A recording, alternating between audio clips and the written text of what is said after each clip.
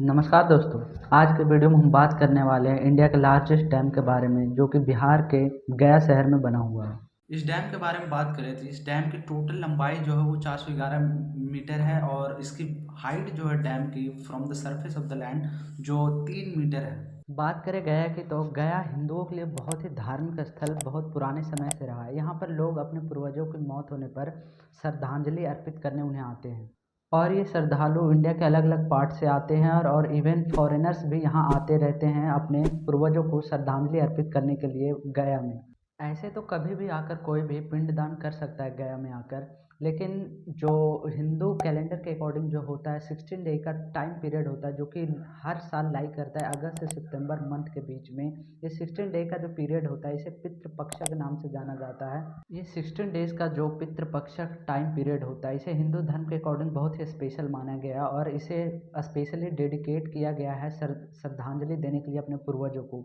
इसलिए इस 16 डेज़ के पीरियड में इंडिया के अलग अलग पार्ट से और इवन फॉरेन से कई लोग आते हैं और यहाँ पे एक विशाल मेला का आयोजन किया जाता है, जो कि गया के अथॉरिटी और बिहार के सीएम और गवर्नमेंट के द्वारा सुपरविज़न के अंडर किया जाता है कि बाहर से आए हुए किसी व्यक्ति को किसी तरह के परेशानी का सामना ना करना पड़े। इन सब के बीच लोगों को पिंडदान करने में बहुत प्रॉब्लम फेस करना पड़ रहा था, क्योंकि जो रिवर है फल्गु रिवर, जहाँ पे लोग पिंडदान कर रहे थे अपने इंसेस्टर्स का, उसमें पितृपक्षा टाइम पीरियड जो होता है उस समय तक नदी में पानी नहीं हुआ करता था, सूख जाया करता था। तो लोगों को कुछ समझ नहीं आ रहा था और हिंदू कल्चर के अकॉर्डिंग जो भी अपने इंसेस्टर्स का श्रद्धांजलि के लिए वहाँ पिंडदान कर रहा है उसे उस वाटर में नहाना पड़ता था, मीन्स बाथिंग करना पड़ता था।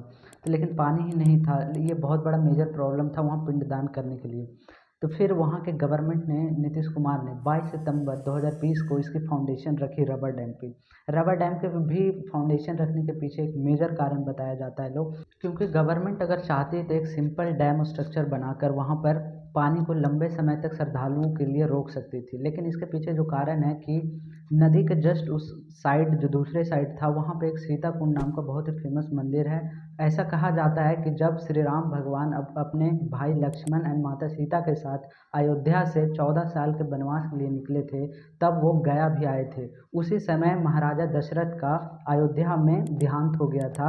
तब उसी समय श्री राम ने अपने पिता यानी महाराजा दशरथ का इसी फल्गु नदी में पिंडदान किया था। इसी वजह से लोग जो भी अपने एंसेस्टर्स का पिंडदान करने आते हैं वो रिवर के उस पार भी जाते हैं। इसलिए गवर्नमेंट ने कोई नॉर्मल स्ट्रक्चर छोड़ के रबर डैम को चुना, ताकि लोग एज ए ब्रिज भी उसे यूज कर सके और पानी भी कंट्रोल किया जा सके रिवर में।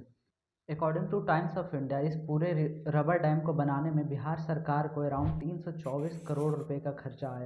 फाइनली ये रबर डैम अप्रॉक्स 2 सालों के बाद कंप्लीट हो जाता है और 8 सितंबर 2022 को बिहार के सीएम नीतीश कुमार के द्वारा इनॉग्रेट किया जाता है और इसे पब्लिक सर्विस के लिए खोल दिया जाता है। कभी भी पानी खत्म नहीं होगा। ये जो देख रहे हैं ये कोई इसी मौसम की बात नहीं है। हर समय 12 महीना आपको रहेगा, 2 फीट 3 फीट तक यहाँ पर पानी रहेगा। कभी भी कोई कहीं से भी आएंगे उनको किसी तरह की कोई असुविधा नहीं होगी, लोग प्रसन्न रहेंगे। और ऐसे ही इंफॉर्मेटिव वीडियोस के लिए हमारे चैनल को सब्सक्राइब कर लीजिए। धन्यवाद दोस्तों।